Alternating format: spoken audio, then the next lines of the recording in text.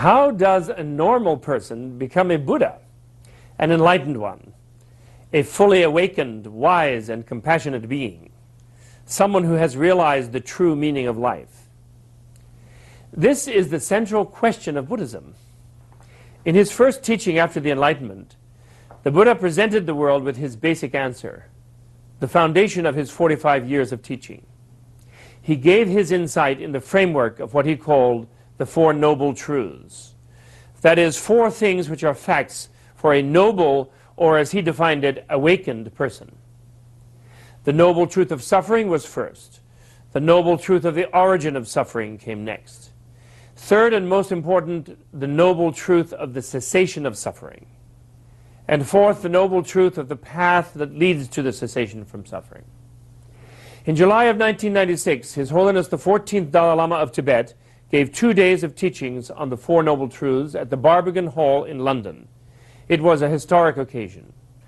The Dalai Lama was invited by 26 different groups who are part of the network of Buddhist organizations in the UK.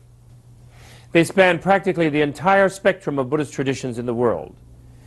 And while the historical significance of the teachings on the Four Noble Truths had a lot to do with it being the first time he had given them in such complete detail in the West, even more significant was the fact that it was the first time in modern Buddhist history that a major teaching was requested and attended by ordained clergy from just about every Buddhist denomination. The Barbican event was an ecumenical first. That it happened at all was undoubtedly due to the great respect with which the Dalai Lama is held, not just in the Buddhist world, but in the world at large. Up to 1949, when Tibet was invaded by Mao's Red Army, it was an isolated, forbidden land on the roof of the world, where foreigners were allowed only under special circumstances. In the Western imagination, and through most of the East as well, the Dalai Lamas were mythic figures shrouded in a far-off world of magic and mystery. When he was forced to flee Tibet in 1959, the 14th Dalai Lama brought much of that magical world with him into the 20th century. Since the mid-70s, he has traveled widely, speaking out on the tragedy of what is happening in Tibet, and teaching the tens of thousands of Westerners who are attracted to Buddhism. People sense that this simple monk, with the warm smile and enthusiastic laugh, really seems to live everything he talks about. Given the amount of time he spends devoted to his people, his mastery of the philosophies of all the Tibetan schools is astonishing. Even among Tibetan High Lamas, he is held in a respect that borders upon awe. So when he came to London to teach the Four Noble Truths, there was great anticipation of a truly memorable teaching. The Four Noble Truths are the foundations of Buddhism, the common ground of all the diverse Buddhist traditions in the world. We're told in the Dhammapada, a collection of the Buddha's most ancient sayings, that in the days following his enlightenment, the Buddha sat in perfect peace under the Bodhi tree. When he looked out at the passing world and saw the suffering of the masses of humanity, he wondered how the truth that he had realized, so subtle and profound, could be understood by others. He debated whether to remain in silence. Finally, moved by compassion for those with, as the sutra describes it, only a little dust in their eyes, he resolved to seek out the ascetics who had been his companions until just before his enlightenment. He found them in the deer park at Sarnath. There he first turned the wheel of Dharma with the teachings on the Four Noble Truths. By the end of the teaching, all five had realized enlightenment. The Four Noble Truths are often misunderstood as delivering a pessimistic message that suffering is inevitable. The precise opposite is the case. The major announcement of the truths is that suffering can be overcome. Buddha's unprecedented discovery was that freedom is possible. As he put it, the door to nirvana is open. The fact of nirvana is the third noble truth. Thus, the first noble truth is only the diagnosis of the problems of the unenlightened. The unenlightened do not know that their normal state is suffering compared to nirvana, why that is so, and that there is a complete cure and how it works. The Four Truths help us to understand these things one by one. As the Dalai Lama says, one must recognize the illness of suffering before one can attempt to cure. Recognizing the cause, one realizes that there is a cure, and then one can aspire to gain freedom from suffering. At the Barbican, the Dalai Lama taught the Four Noble Truths from the viewpoint of early monastic Buddhism first, then from the Mahayana or Universalist perspective, and finally from the point of view of Tibetan Vajrayana Buddhism. According to His Holiness, all these schools teach ways to understand the true nature of reality. Of these, most agree that the Middle Path Consequence School, you'll hear it referred to by its Sanskrit name of Madhyamaka Prasangika, is the most advanced and scientifically precise. It was developed from the teachings of the 2nd century Indian Buddhist sage Nagarjuna by his most influential follower, the 7th century sage Chandrakirti. Madhyamaka Prasangika philosophers observe and explore physical and mental things and conclude that nothing exists absolutely, independently in isolation, but all things exist only relatively, depending on their causes and conditions. For example, this table here seems to possess an intrinsic tableness, an identity belonging to a class of objects of a certain form that perform a certain function. But obviously it didn't just materialize as a table from that seemingly intrinsic tableness. Before it was a table, it was lumber. And before it was lumber, it was a tree. Its tableness is a result of causes that other causes can remove. What does sit here is more or less a temporary configuration of wood that we can designate a table. In fact, I am presently using it as a chair. And if we were all termites, we might designate it as dinner. Similarly, everything in this universe of ours exists because of an interdependent network of causes and conditions. Everything is empty of intrinsic reality of its own. Everything, even this body that we tend to cherish so fondly, isn't it also a result of causes and conditions? Where is the self that we seem to think inhabits the flesh? What's left when this is reduced to a pile of ashes, or when it becomes food for worms? If there is no inherently existing self or soul, what is there? Obviously something. We function in this world. This table is not mere nothing. But if all things, events, and persons are without any intrinsic reality of their own, if everything is emptiness, then what is this world of phenomena, and what are we, the consciousness, we think, that perceives it? Here some schools, like the idealists, called Chittamatran, fall into an absolutist pitfall by saying that there is nothing but the mind, ultimately emptiness, and denying any reality at all to self and things. In this way, they're similar to the idealist or pantheist schools in Western philosophy. Other schools fall into the nihilistic trap by asserting that the only reality is the relative one, that emptiness is just meaninglessness, completely negative. The Madhyamaka Prasangika school avoids both of these extremes. Unlike the absolutists, it does not deny the relative, designated reality of persons and things. And unlike the nihilists, it does not deny the reality of the absolute.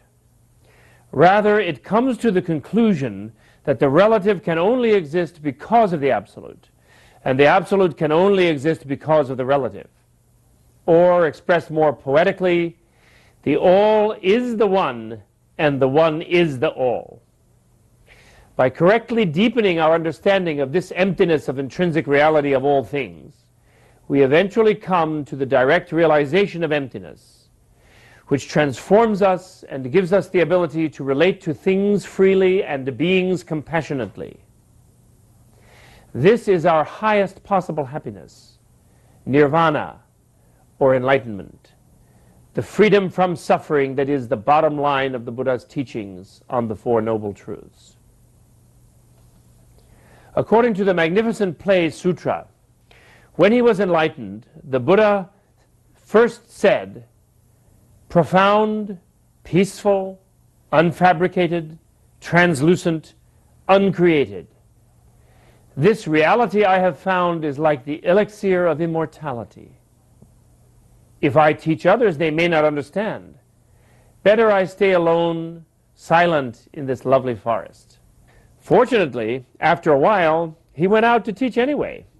And just as fortunately for us, His Holiness continues this effort in our day. So Here is part 1 of the 14th Dalai Lama's teaching on the Four Noble Truths.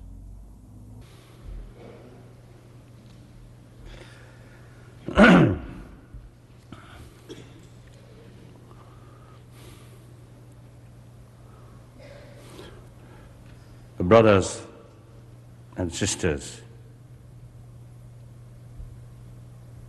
I am extremely happy to be here with you and to have the opportunity to explain about Four Noble Truths.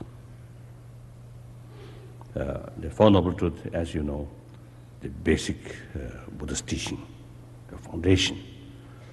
That's extremely important. In fact, without knowing or without the Four Noble Truths, the knowledge or understanding, and without experience which drawn from that teaching, then it is impossible to practice Buddha Dharma. So therefore, I am extremely happy. At the same time,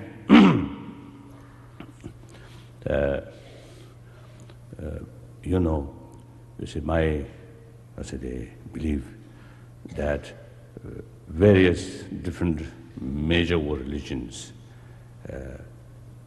also have the great potential to serve humanity. That means to produce good human being, nice human being. Good and nice does not mean nice face or good face. Nice and good means nice heart, good heart, more compassionate heart. So all the religions, all the major religions, they have that kind of potential. That's quite clear.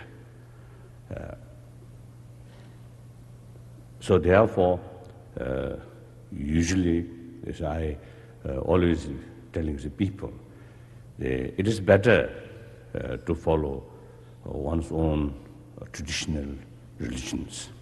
And then those people who really feel your existing religion is something not very effective, and I think even more some truly radical atheist. Then somehow Buddhist way of explanation sometimes may have some attraction. Then to such people, I think you see, all right. At least, I think generally speaking, it is better to have some kind of religious training rather than a radical or extreme atheist. So, those individuals who feel really, truly, some Buddhist way of approach, Buddhist as a training of mind, is some attraction, then in that case also, it's very important to think more carefully. And once you really felt that Buddhist approach is something really suitable to oneself, then it is individual right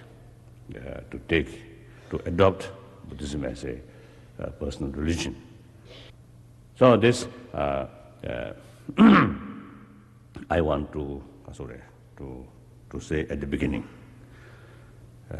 because when actually you say explanation about this Four Noble Truths, then of course they say I have to say the Buddhist way is best. I have to say.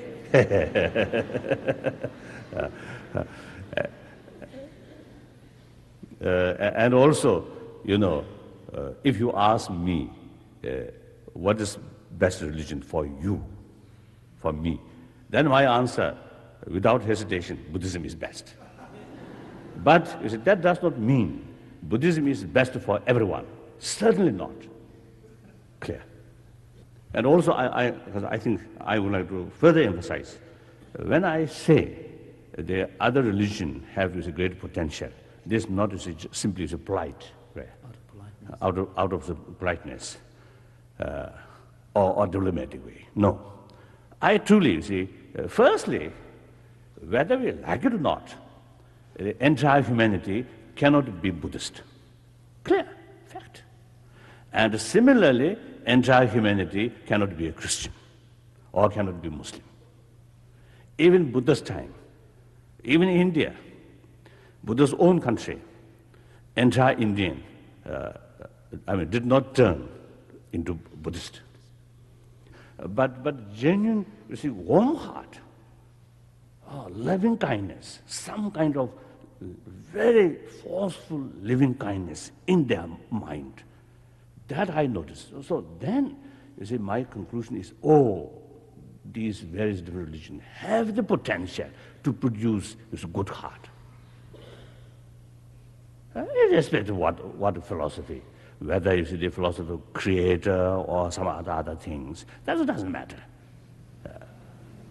For non-Buddhist, say about the idea of nirvana or next life, these seems to them nonsense.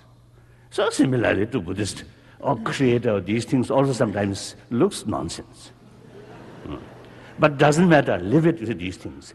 But in actual result, as a very negative person through various different religious traditions and transformed a nice person. That is purpose. That's the result. So sufficient reason is to respect. Now I speak through my own language better. 당에는 유한다 낭치 모저를 지도자네 다와도 저번 일이야 두그레스 근데 다와 가르스로는 된중 다와래 아니 저바 가르스로는 처음에 저바레스는 미디셔디 Whenever I have been given the opportunity to introduce Buddhism, I always make it a point to explain Buddhism in terms of two principles. One is development of a philosophical viewpoint based on the understanding of or appreciation of interdependent nature of reality. And then the second principle is the principle of non-violence, which is the actual action of a Buddhist practitioner and deriving from that view of interdependent nature of reality.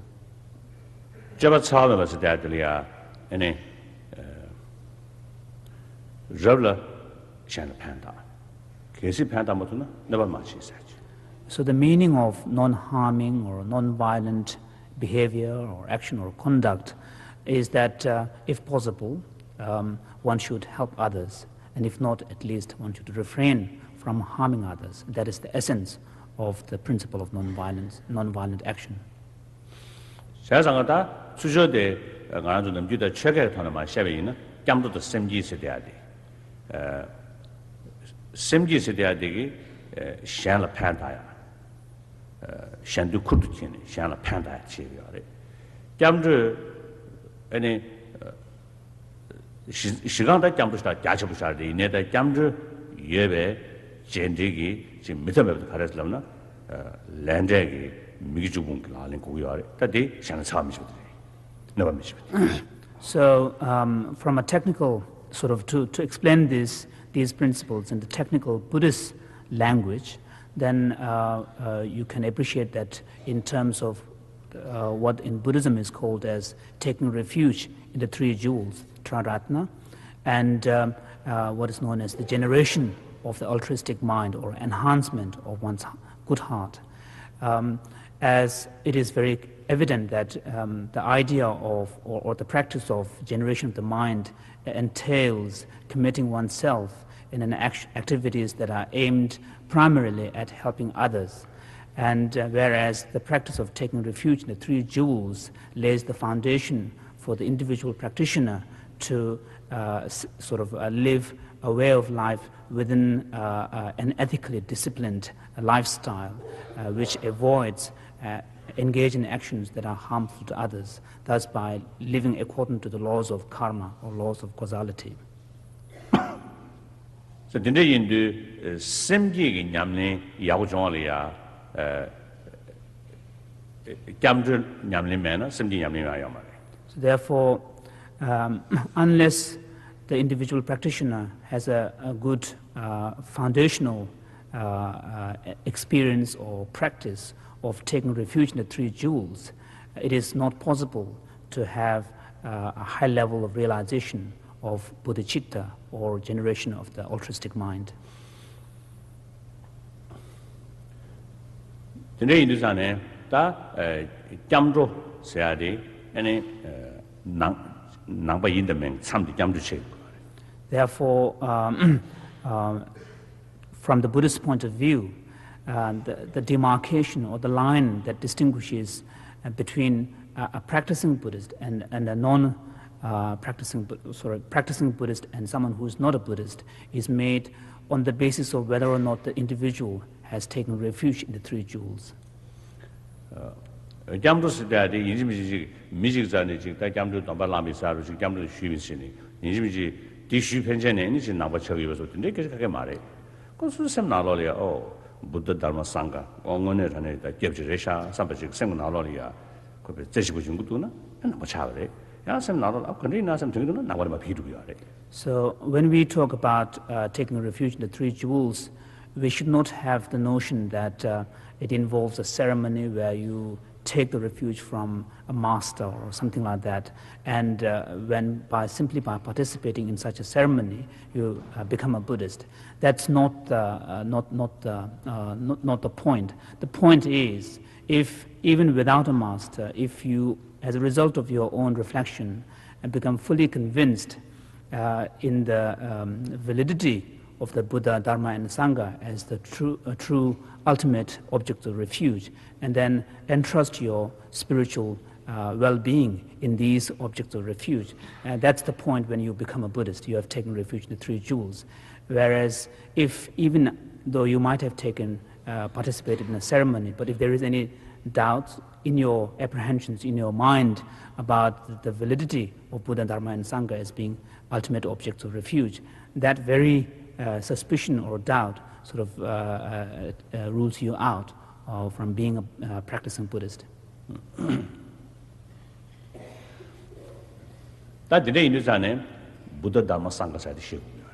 Therefore, for a practicing Buddhist, it is important to understand who these objects of refuge are, or what these objects of refuge are: the Buddha, Dharma, and Sangha. Buddha said, "Mijik shidaba chikanglia, but the Shakyamuni Buddha, the Jalia put tam, and Zabaze, and Yangalan that the Kansa Chik Chanlia, quite memory, Buddha's lived to talk away and then that she. So when we speak about Buddha, Dharma, and Sangha, and when we speak particularly about Buddha, we should not confine our understanding of the term Buddha only to the historical person who came to India, who taught a certain spiritual way of life and so on. Rather, our understanding of the concept of Buddhahood should be based on levels of consciousness or levels of spiritual realization. So it is a spiritual state of being that has to be understood. So therefore, we can, in Buddhist scriptures, we can speak about past Buddhas, Buddhas of the past, Buddhas of the present, and Buddhas of the future.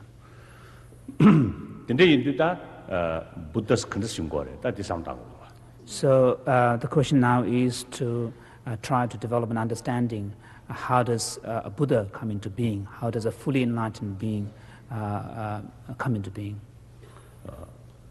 Da Buddha says, "Yong da mayong, si de masiyadi, chekunjo tanda da tore. Chekunjo says yana, kindukunjo yungu yari, kindukunjo says yana, da pangjang munju panyaji yungu yana, pangjang tenji sabin jo panyaji yungu ri. Diyomba yina, ane dajomba yungu ri, sangye yungu ri. So there is song in the zane, that's our chekunjo to yari. Chekunjo is the condition that is shaped. So when we think about Buddhahood, certainly we will be reflecting upon the question of whether it is possible for an individual to attain such a state or not, or to become a fully enlightened being, to become a Buddha. So here we find that the key really lies in understanding the nature of Dharma. Because if Dharma exists, then certainly Sangha will exist. Sangha members who will have engaged in the path of the Dharma and have realized and actualized Dharma. And if the Sangha members exist, Sangha with the realization of Dharma exist, who have reached stages of levels of spiritual states where they have overcome at least gross levels of negativities and afflictive emotions. If that is possible, then we can envision the possibility of attaining total freedom from these negativities and afflictive emotional states. And that state is the Buddha. So we find here that the key really lies in understanding the nature of Dharma.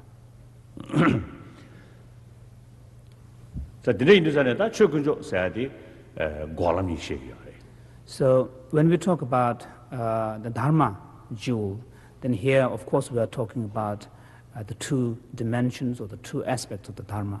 One is the path that leads to cessation, and one is the cessation itself, cessation of suffering and afflictive emotions. So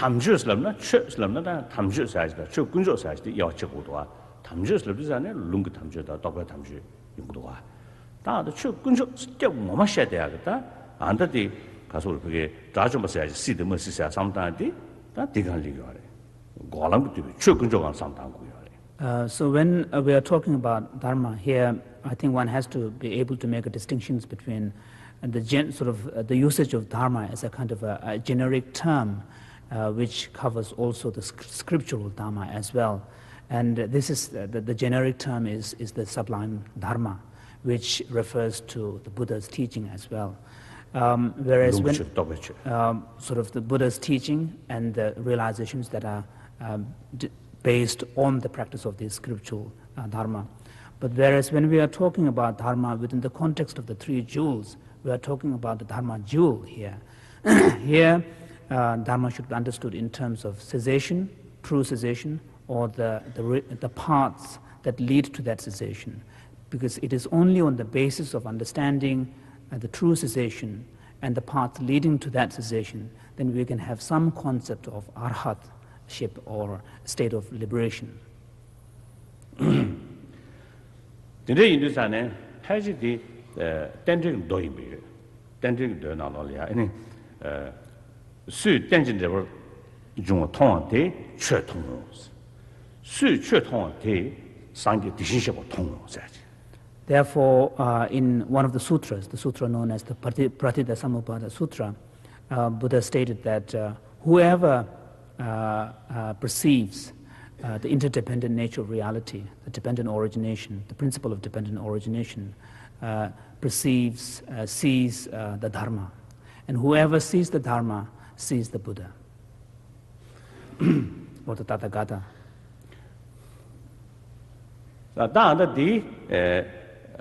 The su tension development, Tonte, Sundiag, tension development, Talaya, any that the shape, the shape, the shape, the Shivakalia, Pajita, so and the Umed Gumuluki, Luruya said that Sheve, Tawa Tishishin Shuna, has a quadeshiale. So when we try to understand. So when we try to understand this statement of the Buddha in the scripture, whereby he states that whoever perceives the interdependent nature of reality perceives the Dharma, and whoever perceives the Dharma perceives the Buddha. If we were to approach this scripture from the perspective of the Nagarjuna's teachings of Madhyamaka school, then one could say that we can arrive at perhaps the most comprehensive understanding of the implications of that statement.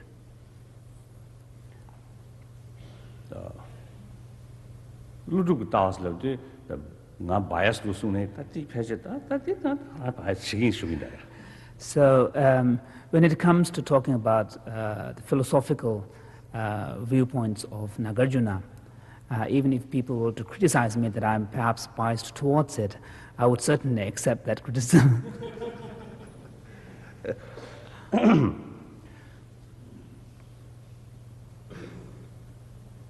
Today, this is tension devil Joan Sidatelia, the petit Sadigi, the tempest, Sumupan said Joan.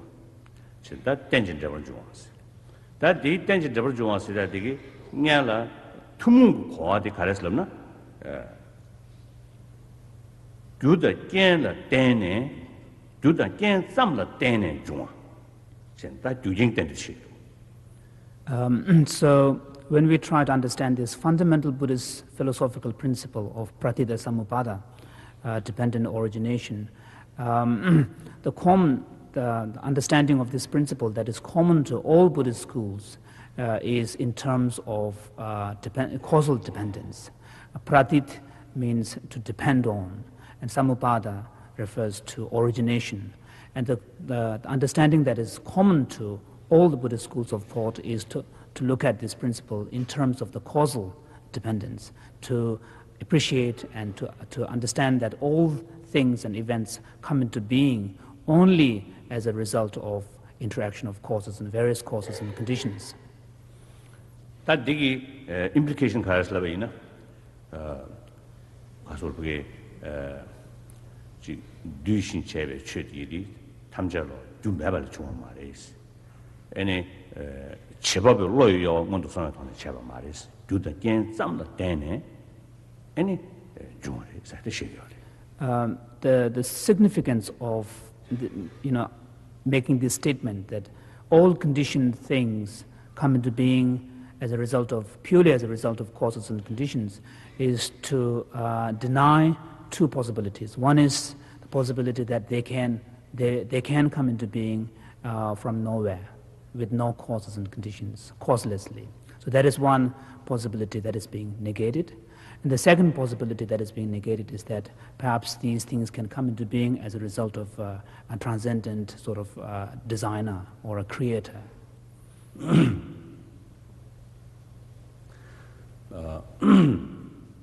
Tadine Tenjung Tanda Nibajiki Sukjengi Cheshibina, any charge chair, charge charging stajita, any so mabes mainani, Shivato, this mainani, gazing the any chat jetting. The indigenous order, any Chakata Kaina, any chat jabbers. The name is an charging the church, Charlton and Dasha is that magic the shape. However, there is another dimension to this, to the understanding of this principle. That is to say, to understand principle of dependent origination in terms of parts and whole, the concept of parts and whole, how all physical objects, material objects, can be understood in terms of how parts compose a whole, and how the very idea of, very concept of wholeness depends upon the existence of parts. So there is that dependence in the physical world. And similarly, in the case of non-physical entities like consciousness, then you can look at these entities in terms of their temporal sequences, how unity, the very idea of unity and wholeness is dependent upon successive sequences that compose a continuum or a wholeness. So when you look at the reality or universe in these terms, then not only can you understand all conditioned things as dependently originated, but also the entire phenomena could be understood in terms of this principle of dependent origination. That Sumbachiglia, any Chakata Kaine, Dr. Jana, Nangsam team was about Dr. Jana, Nia Maris. When you have Mabas Luna, Mabba Maris, on a Caris Luna, any talk by Kihazo, Eugene, then talk by one gate in a two-dimension. Oh, Eugene, then that talk about Dane, and that's something is as you shake your day. That Denjung, Tashu. And then there is a further dimension to the meaning of this principle of dependent origination, which is to say that all things and events, in fact everything, comes into being purely as a result of mere aggregation of the many factors. And whereas when you analyze other factors, there is an understanding that it is simply in dependence upon others that they came into being, that they lack any independent or intrinsic identity or intrinsic existence. There is no autonomous existence or identity to anything. And the identity and existence that we perceive of things are in some sense contingent, which comes into being as a result of an interaction between our perception and the existence of the reality itself. However, this is not to say that things do not exist, but they do exist. But what is the case is that they do not exist with independent, autonomous realities. That dangerous idea, near Koji, sorry, according to this chain. That dead dangerous term, Tona, sure, Tungri said, sure, the conditions of Barcelona.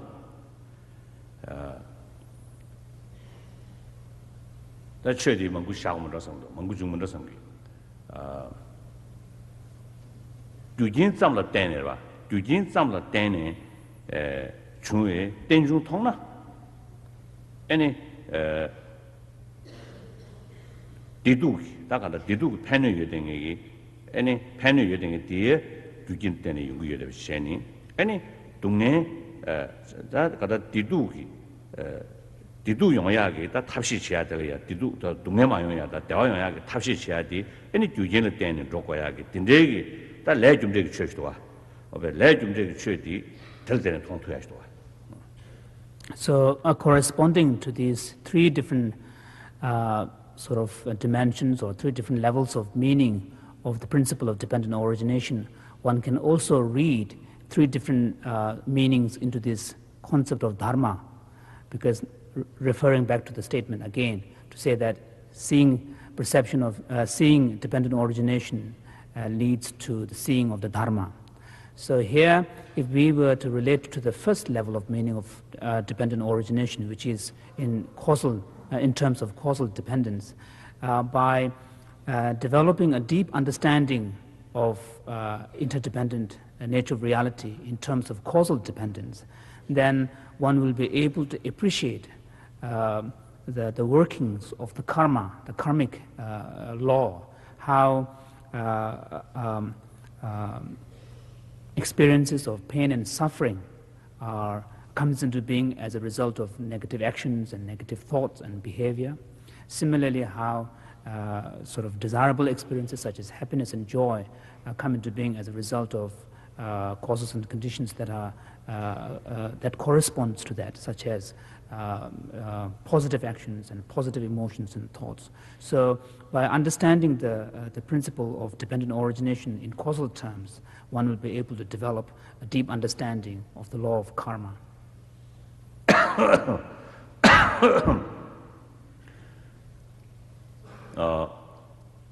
다가는 신기 다 주진 싸움을 때네 중에 땡중기 내루 즉 통일을 전에 왔다 가서 우리 신앙 뭐고 다시 지단한 뭐고 탐자로 간다 주진 싸움기 교월 때네 아니 교월 나서 용이에 되봐 다디지 코살레티디 쉐이로 왔다 로 코살레티디 다지 이네 가서 우리 주된 제비 땡지기 남샤 디톤에 제다 민주배 동네들아 대외 디기디 다 준제기 팀 디와네란 라딩이지 세브차. So once you develop a deep understanding of the principle of dependent origination in terms of causal dependence, what it does is it gives you a fundamental insight into the nature of reality, that everything that we perceive and that we experience come into being as a result of interaction, aggregation of causes and conditions. And you develop a fundamental perspective towards your own inner experiences and also towards the world at large, to see everything in terms of this causal principle. And once you have developed that kind of philosophical outlook, then you will be also able to locate or situate your understanding of karma within that principle, because the operation of the karmic sort of laws or karma is in some sense an instance of this overall general causal principle. That's the name. Dana Tagway, Tinjung, that's Chashel Dana Tagwang, Adada, Miguang Tagway, that Tinjung Kwa Dilayundu, any Tinjung Kwa Ditone Jayona, Dambar Naya, Dambar Modrube, Nane in shame. Similarly, when you have developed a deeper understanding of the two other levels of understanding of dependent origination, these are understanding in terms of sort of dependence on parts and whole, and also dependence of the sort of interdependence between perception and existence, then one will be able to develop a deeper philosophical sort of perspective on the world, which is to appreciate that there is a disparity between the way things appear to you and the way things really exist. That what appears to you as some kind of intrinsic, autonomous, objective reality out there does not really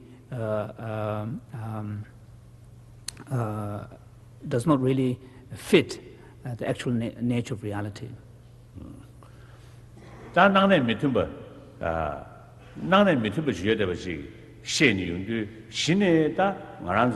Emotion nalolia. Any Kasolbege Eugene Nane Mitumba in particular, any emotion digging Zindande, and a Nane Tumbalian Zin.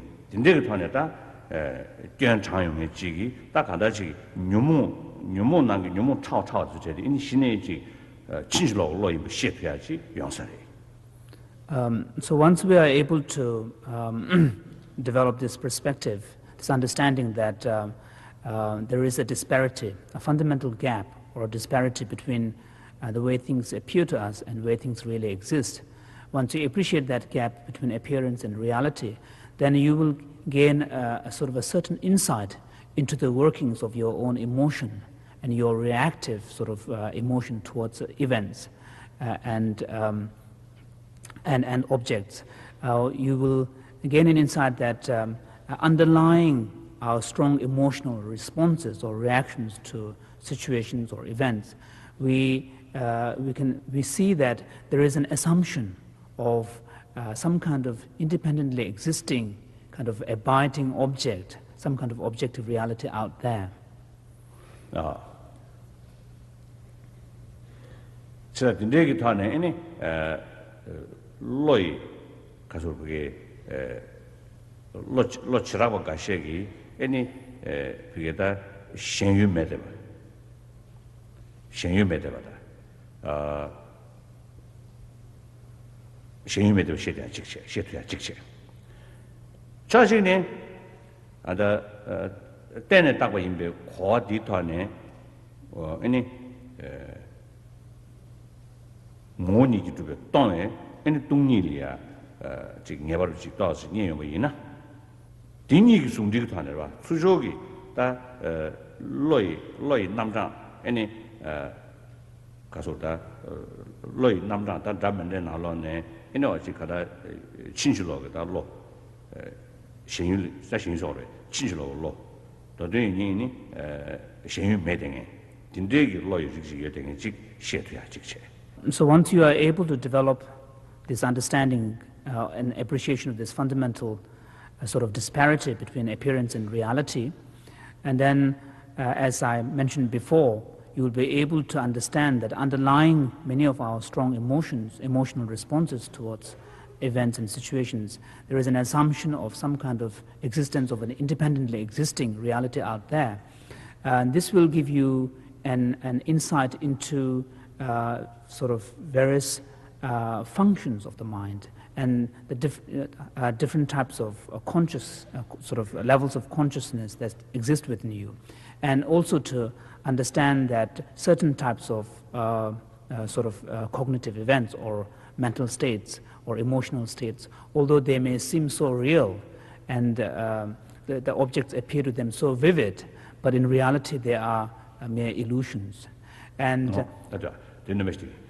So any church in then takba yimba di khoe then takba yimba junse de chedi rangshin ki tong khoa chi le yon ya chi yundu tongba ni sa de jumzen ye deng tongba yimba de jumzen ye deng. So, so you, to carry on with the translation of an earlier statement, so if you are able to develop this understanding that within your own mental states and emotional states, there are certain states which may seem very real and which may seem to be relating to objects which seem so real and vivid to you, but in reality these are states of illusions, that what the objects that they relate to do not really exist. So through that way we will be able to gain an insight into what in technical Buddhist language is called the origin of suffering. These afflictive emotional experiences or emotional states that lead to confusion, misapprehension, and then which afflicts the mind. And when this is combined with the understanding of this interdependent nature of reality at the most subtle level, then we will also gain insight into what in technical Buddhist language is called the empty nature of reality, the emptiness of all things and events, how each and every object and events lack an intrinsic or independent reality, that they come into being only purely as a result of aggregation of many factors, that they do not possess existence or identity that is independent or autonomous. So once you gain insight into that emptiness, then of course you will be also able to understand that any apprehensions that conceive reality in the contrary way, that things exist intrinsically, that things exist independently, then you will know that these apprehensions are misapprehensions. These are misconceptions pertaining to the nature of reality. And then you will also realize that they have no valid grounding either in reality nor in your own valid experiences.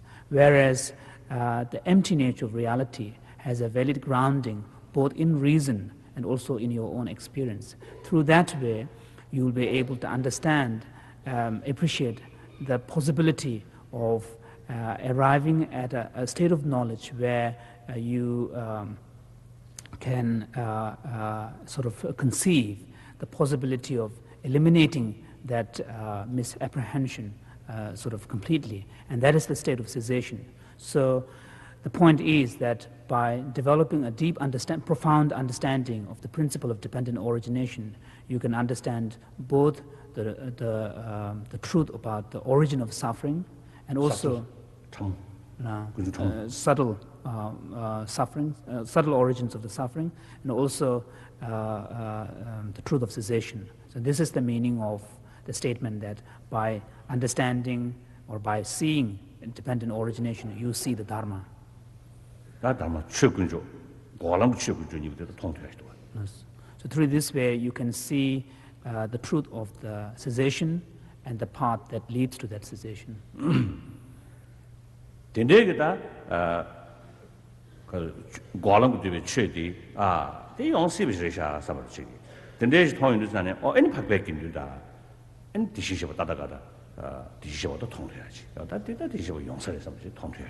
So once through this understanding, 수 최통한테 다다 군제 땡지가 다 군제 땡지기 가서다 최디통 디통에 아니 가동야 차차심이 그돌이야 아니 가서 주디 땡지 참여 때문에 아니 과람 그 최디통 될 때문에 아니 상계통 돼야지. So once you understand the truth about the path and also the cessation that the paths lead to, then of course then you will be able to conceive the possibility of Sangha members who would have realized and actualized these states, and also Buddhas who would have perfected and these states and these experiences. So this is to sum up, this is the meaning of the Buddha's statement, that by understanding the principles of dependent origination in causal terms, in terms of causal dependence, you understand the law of the karma, the causal principles that operates fundamentally in reality, and also by complementing that understanding of causal principle with understanding of dependent origination at a much subtler level, then you understand the nature of dharma, in terms of cessation and the paths that lead to the cessation. And once you have gained understanding of cessation and the path, then you also gain an understanding of what Tathagata means or what the Buddha means. So today in this ane denshi namsha shebala denig namsha denshi namsha chamu shebala denig namsha shebwa she. So therefore I feel that in order to develop a profound understanding or comprehensive understanding of the Four Noble Truths, I think it is necessary to have understanding of the two truths. 다하게 식세당 로리야 아니 동바타나 땡중태그레스 땡중태나 주대 겐기 디두 주대 겐을 때네 디두 용야디 태그레스 디타나 동네다바 타버레스 군주다바 타버레스 아니 도군유나 다되기 드셔디디 공바장네 아니 군주다바지 유나 아니 디사야지 부데스 디사야다 연구를 solve 다 간다지 도경기 남샤 데이터네 아니 고람디에 아니 태그레스 고람 타나 긴두구조 태그레스 긴두구조 타나 아니 산제구조 태그레스 어떤 고람 타나 최구조 태그레스 최구조 타나 긴두구조 태그레스 긴두구조 타나 산제구조 태그레스 디 자시르고 대반도 측세 나로도 송도 Therefore Chandrakirti says in his Prashnapada clear words, he states that if one can appreciate the principle of emptiness, the doctrine of emptiness, if one can posit emptiness, then one can posit the interdependent world, the world of interdependent origination. If one can posit that, then one can posit the causality, the causal relationship between suffering and its origin. And once one can accept the causal relationship between the suffering and its origin, then one can also conceive and accept the possibility of its cessation. If one can do that, then one can also accept the possibility of individuals, Sangha members who have realized and actualized these states. If one can do that, then of course one can also conceive Buddhas who have perfected these states of cessation. 나와 땡중기 때문에 구조된 것이. 아니 때는 중 니 준제도 제디 아니 러시 동거셔야 돼. 전달돼 봤지. 담반이 뜻이 나가서 주셔. 대단해. 아니 담바시 남샤지. 담바시 남샤가 터네. 아니 가서 촉숨 군조숨도 좀 돼야지. So this is how one can appreciate the Buddhist fundamental Buddhist doctrines of the true truths. It is from the understanding of our phenomenal world of experience and everyday world of lived world of experience that one can appreciate what is known as the world of samvriti satya, the world of conventional reality, where causal principle operates. Once you can accept that, then you can also accept the fundamental underlying reality, the empty nature of that world, which according to Buddhism is the ultimate truth, the Paramartha Satya. And here we can see a kind of a relationship between the two aspects of reality, because the world of appearance is used not so much as a contrast or an oppositional world to the world of ultimate truth, but rather it is used as the very evidence or the very basis, grounds on which the ultimate nature of reality is accepted. Once you can understand the relationship and the nature of these two truths, the world of conventional reality and the ultimate truth, then one is in a good position to fully understand the meaning of the Four Noble Truths taught in the scriptures. Once you can understand the Four Noble Truths, then you have laid a profound foundation to develop a good understanding of what is meant by taking refuge in the Three Jewels.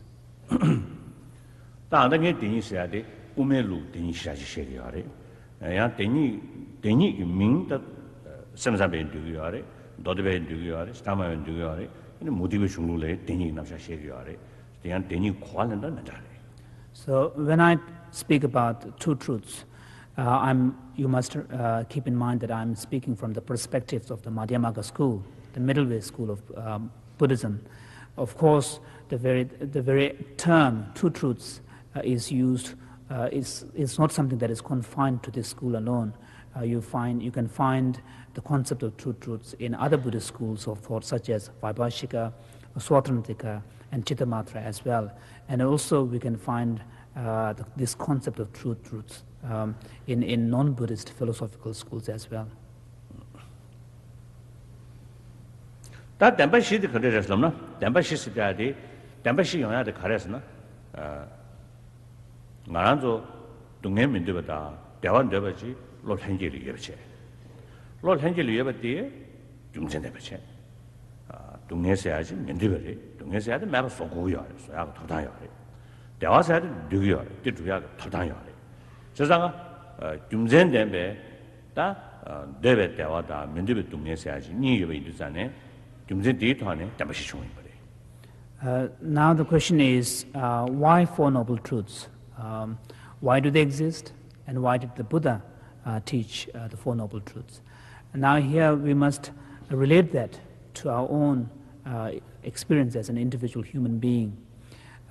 It is a fact, it's a natural fact of existence that we all as individuals possess this innate desire to seek happiness and to seek to overcome suffering, and that is a fact of our natural sort of existence, and this is something that is very instinctual and innate, and it does not need any validation or justifications for its existence. Just as it is a natural sort of instinctual kind of desire, so do each of us have the right to fulfill that aspiration. Of course, suffering is something everybody wishes to avoid, and we also have the right to try to overcome that suffering. Happiness is something that we all aspire to achieve, and of course we have a right to fulfill that aspiration to attain happiness. 대양 민들베 동네 당 대베 대원이자로 대기시분을 전에 그 유진상으로 때네 영어 인도산에 민들베 동네 뒤에 그 두신 대왕의 용구에 인도산에 아니 군의 유문초하고 윤재니 동네다바도 군조대마소. So if this sort of aspiring to achieve happiness and wishing to overcome suffering is our natural state of being, that is our natural kind of quest, then the question arises, how do we go about fulfilling that valid natural aspiration? So here we find in the teachings of the Four Noble Truths an understanding of two sets of cause and results, cause and effects.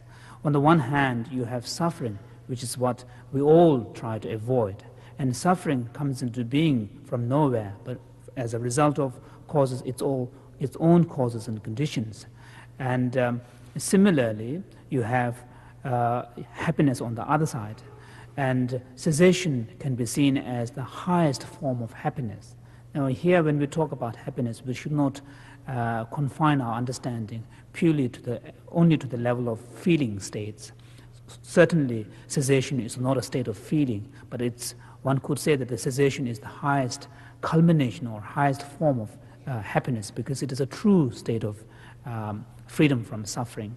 So, and that true freedom from suffering or happiness, true happiness, again does not come into being from nowhere or without any cause. Of course, here, from the Buddhist understanding, cessation, because it is not in conditioned existence, cannot be said that it was produced by something.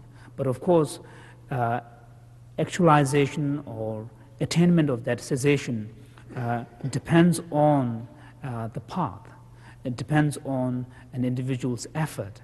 It does not come. You cannot attain cessation without making an effort. So one could say that the path that leads to the cessation is the cause that leads to the cessation. So within the teachings on the Four Noble Truths, what we find are two sets of cause and effects, which are all aimed at enabling the individual to fulfill this fundamental aspiration to be happy and to overcome suffering.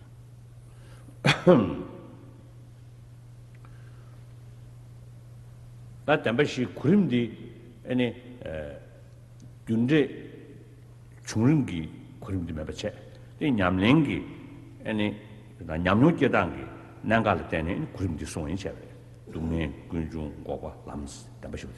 And then the question could be asked, if, of course, if that's the reason why Four Noble Truths are taught, then one could ask about why there is this specific sequence, why the Four Noble Truths are taught in a particular order, why suffering first and its origin afterwards. So here we should understand that these order has nothing to do with where things come into being in reality, but rather it has more to do with how an individual can go about in practicing the Buddhist path and attaining realizations based on that practice, and that has to do with the order of the Four Noble Truths. 잠바고도 안다 유라면 나로리야 내는 시자 내지도니 방자라 대내 도저 맨날 담바 자와 따르스 아니 동의주도 된거봐도 디신람 아니 시자 방자 리고셔시 잡어셔시 담바샤스 송니 다 빼나 아주 내기 나에 동의를 뺏고네 아니 도마 내 너기 여기 그냥 시고리스 봐 내 너기 여기 시베이나 다 신의 내들 민주별로 게임이잖아요 any natty do content 중도와 디 줄이야 제 준도 Maitreya states in his Uttara Tantra, Sublime Continuum, which is a text, he states that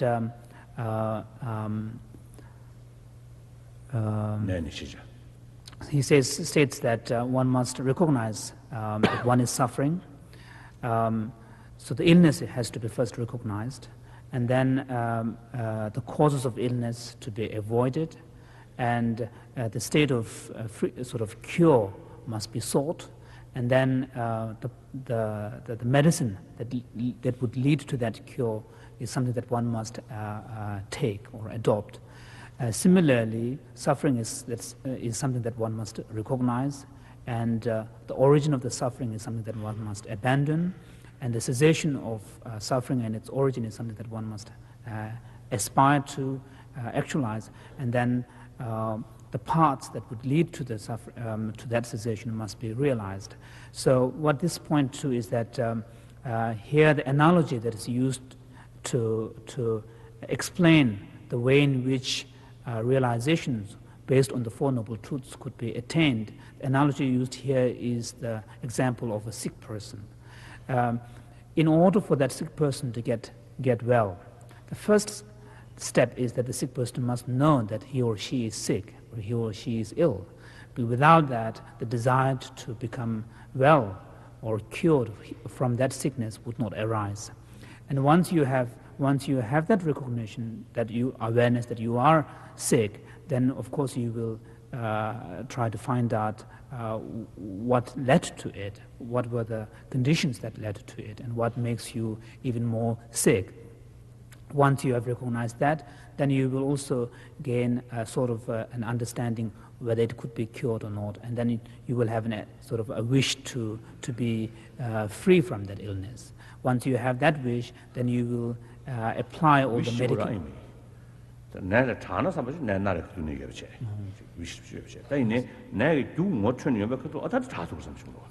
It's not just a mere wish, but also once you have recognized what are the conditions that led to your illness, you will also have a stronger desire to be free from that, because you, in a sense, you will also have a conviction that you can overcome that illness. Once you have that conviction, then you will also apply all the medications and get treatment and so on. Similarly, unless you know that you are suffering, your desire to be free from suffering would not arise in the first place. So the first step for a practicing Buddhist is to recognize your state of being as a dukkha, in the nature of suffering. Once you have attained that recognition, then you will, of course, look into the causes and conditions that give rise to that state of suffering. 다전에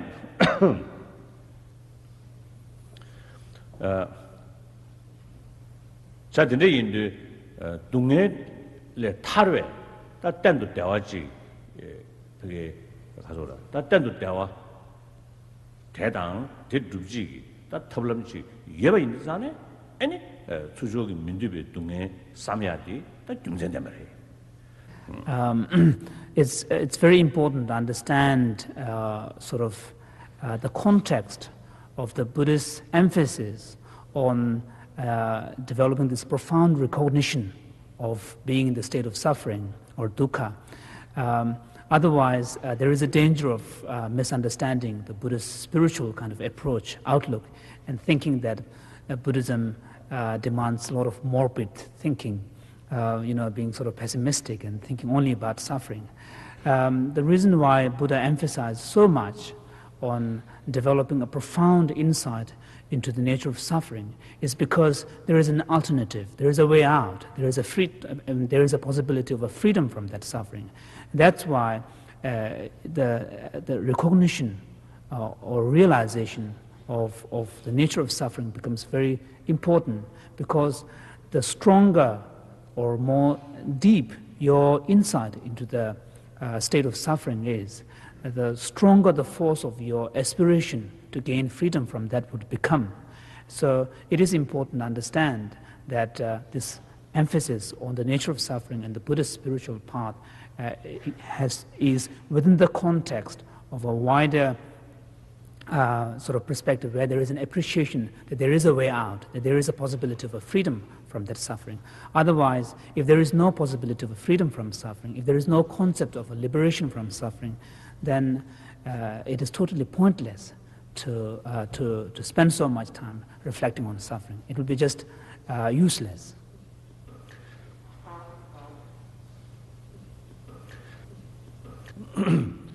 다 군의 유무적인 군대다 남자적인 군대 이부터 바 군중다 아니 람댕기 딘데부 용단디마 컨디션 만데셰 14도 전에 아니 야라중이디 도매 머리고 되는 두지는 남신에는 민수 가사리 계제자고 저하신 도스마다 아니 야라중이 송도 야라중이 룩중도 타네 아니 가서게 코 죽도체 코 룽중도 하네 머리번에 맞아 것이부터 마송야다 야나 야 다갈래 양고 루주도 니수니 것이 된지 아니 계획 된지 좀 계획 된지 아니 시베 된지 좀 도시야 저는 그런 루중도 니샤 루중도 니团的 마시니 가다 군인 유무초 코 죽수치. So one could say that these two sets of cause and effects that I was talking about earlier refers to the process of an unenlightened existence on the one hand, which relates to the causal nexus between suffering and its origin, and then a process of an enlightened existence which pertains to the causal nexus of a path and the true cessation. Now, when the Buddha elaborates the understanding of these two processes, then he taught what is called the teaching, the doctrine of the 12 links of dependent origination. These being the 12 members of the link being ignorance leading to volition, and then that leading to consciousness and so on. So that is in some sense an elaboration on the teachings of the Four Noble Truths, when the causal process of an unenlightened existence that is sort of within the framework of suffering and its origin is elaborated, then you have the sequential order of the 12 links of dependent origination, how an individual sentient being, as a result of certain causes and conditions, enters into this process of samsaric existence or unenlightened existence. Whereas that very individual, as a result of certain practices, can engage in a reversal process of that order, which pertains to the processes that leads to enlightenment. And here, then the 12 cycles, instead of rotating in a sort of a sequential way, their sequences are reversed, and that leads to the true cessation. For example, like if you seize the continuum of ignorance, then of course the continuum of the volitional actions will be seized. If that is seized, then the consciousness that serves as the kind of and so that ceases. When the consciousness ceases, the name and form ceases. So you can see that the teachings on the 12 links of dependent origination are in some sense elaboration of the two sets of causes and conditions. Yeah, that's enough. So we will have some questions here at this point. Written questions. So perhaps in the next sessions, if the questions could be in a written form, it would be more convenient.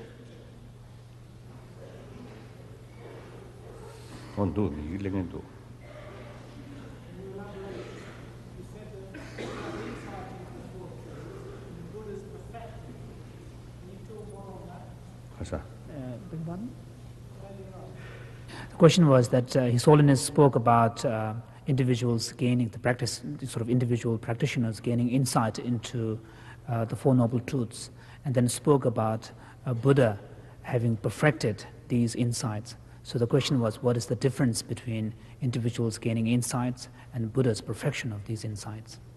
Is that the question?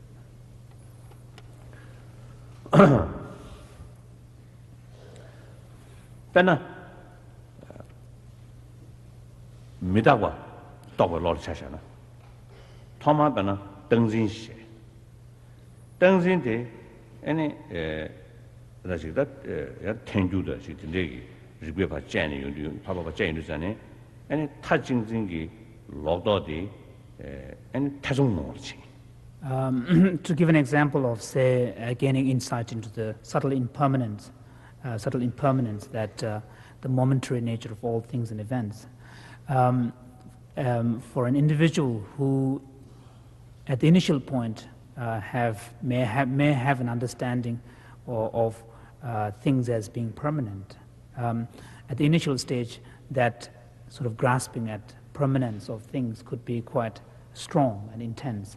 Now, in order to lessen that grip, loosen that grip, you need some form of critical reasoning, which could, even if it can cast a doubt or suspicion in the person's mind as to things being permanent, that has in itself made an impact on the person's mind, because it has at least had the effect of loosening the grip of things being permanent or eternal. Now, that is again not enough. You need further reinforcement of critical reasoning to point you towards a kind of tending more towards the impermanence of things. Even that is not enough. You need a further conviction, and that can be gained through, again, constant reflection And that can lead to what is known as the inferential understanding or intellectual understanding of impermanence. And that again is not enough in order to have a strong impact on your behavior.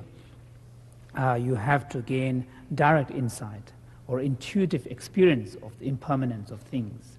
And that again needs to be further perfected, because the idea is that the grasping at permanence is deeply embedded in your consciousness, that it's not just one insight can dispel it. It's a long process of deepening your insight that would eventually dispel that even as smallest tendency towards grasping at permanence. So this is it's a long process of kind of deepening your insight. So this would be the same in the case of emptiness or any other things. However, on the other side, there are certain aspects of the path which may have less to do with cognitive experiences, which may have more to do with, I suppose one could say, enhancement of the heart, like compassion, bodhicitta, and so on. In these areas, at the initial stage, of course, one has to develop some understanding of what compassion is, and then you have to have some sort of notion of how that could be enhanced.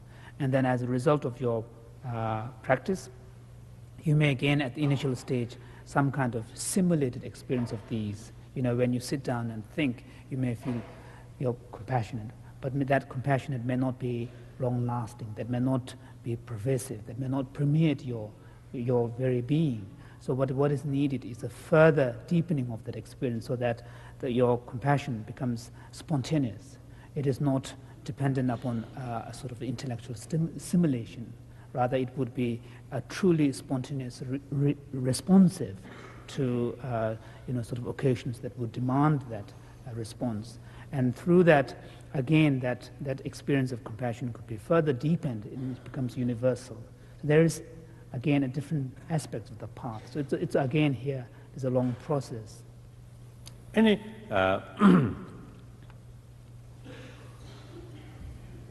다 탑시야 탑시 똑바니자로 다 무튼다 야게르알이야 아니 베나데 베나 메다보 무슨 통행의 로직 베나 다미 무슨 통행의 로직 무튼이 야게르알 탑기 야 로시고야 탑기 도리도 제대야 땀부 차야다야 디베 느베 탐미를 패야냐 싫어고 좋아제 탑신이 베 송지체니 도스도고. So these two aspects of the path are known as, in the technical Buddhist language, the method aspect of the path and the insight or the wisdom aspect of the path. And these two must go hand in hand. These two must be combined, because in order for the insights to be enhanced and deepened, you need the complementing factors from this method aspect, such as compassion and bodhicitta and so on. Similarly, in order to enhance and deepen your realization of compassion and bodhicitta, you need, and also in order to strengthen them, you need the factor of wisdom, the insight, which would sort of ground them, which would sort of enhance them. So you need, therefore, a sort of an approach where there is a combination or the union of method and wisdom.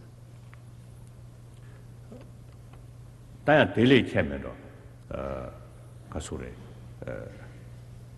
베나 미다고토고 로티기 그 겐다르 땡징으로 들어와다 베나 미다고 통에 베나 미다고 무슨 통인도 전에 다 디간다 땡징으로 티 매바 차버리디 이네 아다 땡징으로 티 제기 야고 가수래 미다고토고 로티 베 가수래 베 고바 탐미로 패야리야 더동 땡징으로 들어가 몇 개기 들어와다.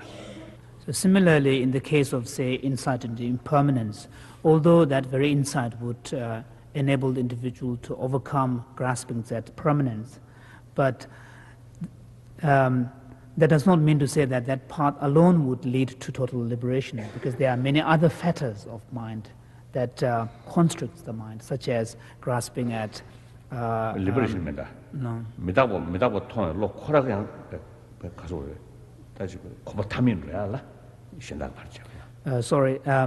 That insight into impermanence and deepening that alone is not enough even to perfect that insight, you need further complementary factors, because there are other factors within your mind. It's not just permanence, grasping at permanence, but also grasping at independent objective reality of things, grasping at abiding principles, or grasping at intrinsic reality. So these need to be counteracted through, again, developing insight into emptiness. So what you see here is a very complex process of progression of an individual's level of consciousness through spiritual processes towards perfection. Your Holiness, is there a difference between thought and action relating to cause and effect? That is to say, can a thought cause an action and vice versa? Peji, 마산의 레시전에 sembelega samtam으로 sembele samtam이나 sam랑 군우랑 가는 거 군우 소르다. Of course, when we talk about the Buddhist concept of karma or karmic action, it is not confined to the bodily action alone. It also embraces the mental acts or emotional acts, if one could say. For example, when we talk about acts of covetousness or harmful intention, and these need not necessarily manifest in behavior. One can have the full action of these thoughts without being expressed in action at all. So one can see a completion of these acts even at the level of mind or thought. Your Holiness, it is a well-known fact that you are a very busy person with many demands on your time. Could you advise a lay person with home, family, and work demands how to develop a systematic schedule or pattern of practice? Systematic pattern the routine.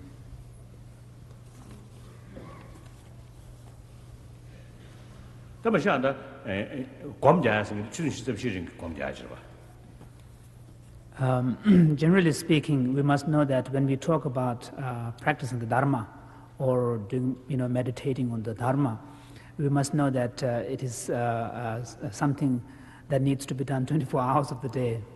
So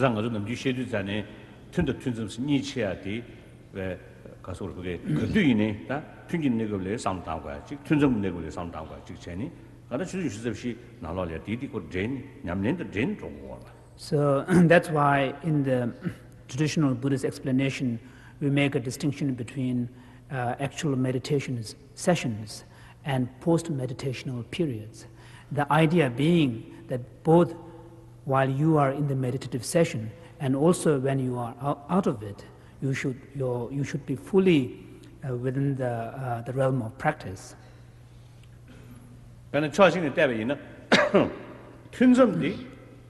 당문에 취역이지 남주 동성 뭐만 튼성들 튼기난저디 즉 가서다 튼성 걸려야 아니 즉 취어도 좀 중요하기 그 누버도 튼거리 주베서지 배랑 안 주지 가서 로제 배주셔야지 콜로 사야지 가르쳐놔서 그래 로 봐야 된다. So in fact the post meditational periods are a real test for strength of your practice, because one could say that during the meditation, in some sense, you are equipping yourself so that when you come out of your meditation session, you are better equipped to deal with the demands of the everyday reality of your existence. This is analogous to recharging your battery. The very purpose of recharging your battery is that so that you could use it to run something. So similarly, once you have equipped yourself in your meditation through whatever practices that you engage in, as a human being, you can't avoid the daily routines of your existence, be it interacting with others, or all the everyday realities of your existence. These are something that as human beings you cannot avoid. And it is during these periods that you should be able to live according to the principles of your Dharma practice. And that is the real test. So, the reason that Kora Kasore, as let go to the does assembly subject some does matter house. The next Samustan does the comedy and any sort of Nisha Tuchi or Shell for those man. Takore, the young Kormi church to Rotiachi, a young goodbye. And Bezos came much about that should be in the Kausa in Bezos, much about the young Tayo. So, of course, at the initial stage, as a beginner, you do need sort of periods of concentrated meditational practice so that you have a kind of at least a base from which you can begin. So this is very crucial.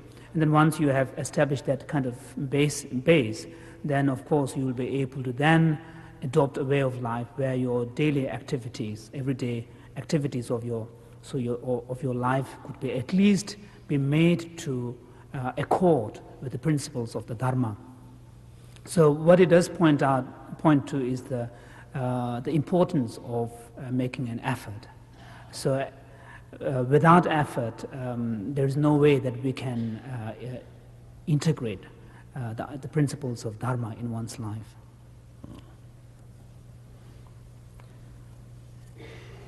To a serious practitioner, the more serious effort is very necessary.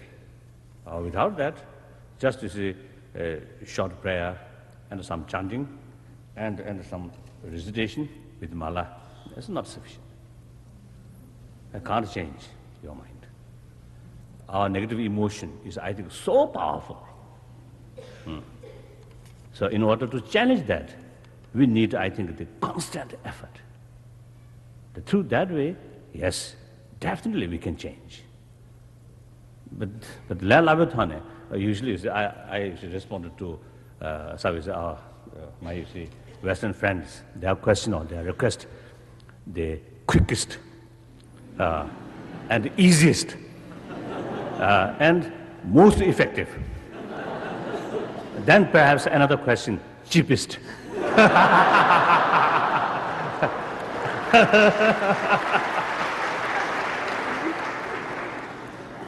So that's, I think, impossible. That's impossible.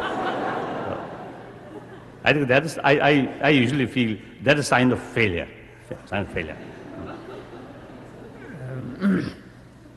Your Holiness, what is the difference between self-realization and God-realization? Self-realization and God-realization.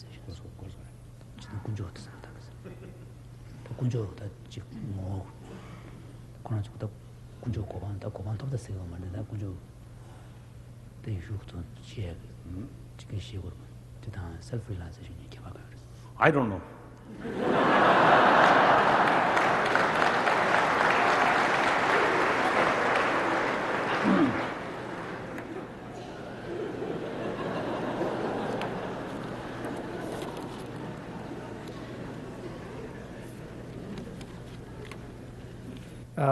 Would Your Holiness say that you are free from suffering?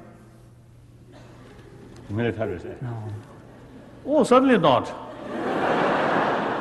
Lot of suffering. And currently some suffering here. Voice, coughing. That also a kind of suffering.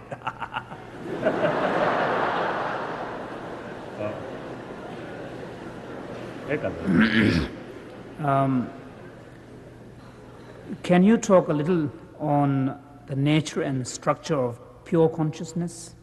What are the properties of pure consciousness? What actually is consciousness? These topics will be covered in later sessions. Thank you. See you again.